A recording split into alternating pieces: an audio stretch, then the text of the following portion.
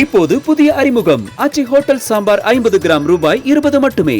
வழக்குகள் அதிகரிப்பதற்கு பொதுமக்களின் விழிப்புணர்வே முக்கிய காரணம் என்று கூறிய பொறுப்பு டிஜிபி வெங்கட்ராமன், சிறிய குற்றங்கள் குறித்து புகார் அளிக்க பொதுமக்களை காவல்துறை ஊக்குவித்து வருவதாக தெரிவித்தார். காவல்துறையை பொறுத்த வரைக்கும் ஒரு சிறிய குற்றமாக இருந்தாலும் பெரிய குற்றமாக இருந்தாலும் குற்றத்தை சீரியஸாக கண்டுபிடிக்கணுங்கிற ஒரு நோக்கத்தில் நம்ம மக்களை நிறைய குற்றங்களை ரிப்போர்ட் பண்ணுவோம்னு சொல்றோம். தைரியமா ஸ்கூல்ல ஒரு வாத்தியார் குழந்தைய தப்பா டச் பண்ணாருன்னா வந்து சொல்றாங்க, இது 10 வருஷம் முன்னாடி நடக்கல.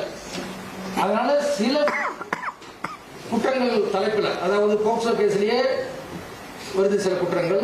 அதே மாதிரி SC/STலையும் இப்போ வந்து நம்ம நிறைய அவேர்னஸ் கொடுத்து ஈவன் ஜாதி பேர் சொன்னாலும் உடனடியாக அதுக்கே ஒரு எஃப்ஐஆர் போடுறோம். அடிக்கணுங்கிற கட்டாயம் கிடையாது, காயம் இருக்கணுங்கிறது கட்டாயம் கிடையாது. இது வரைக்கும் இப்போ ரீசெண்டாக வந்த குற்றங்களில் கூட ஒரு 2 கேஸ் தான் இப்போ அண்டர் இன்வெஸ்டிகேஷன் இருக்கு. பாக்கி எல்லாத்தையும் நம்ம அக்யூசரை கண்டுபிடிச்சிட்டோம், அரெஸ்ட் பண்ணிட்டோம். ஆனால் அதே நேரத்தில் மக்கள் இடையில விழிப்புணர்வை ஏற்படுத்தி நிறைய குற்றங்கள் வந்தால் தகவல் சொல்லுங்கும் போது நம்ம அதை ரொம்பவும் முக்கியத்துவம் கொடுத்து அதை குறைக்க ஏற்பாடு பண்ணக்கூடாது. போக்சோல வருதுன்னு AWPSக்கு அனுப்பிச்சிருக்காங்க.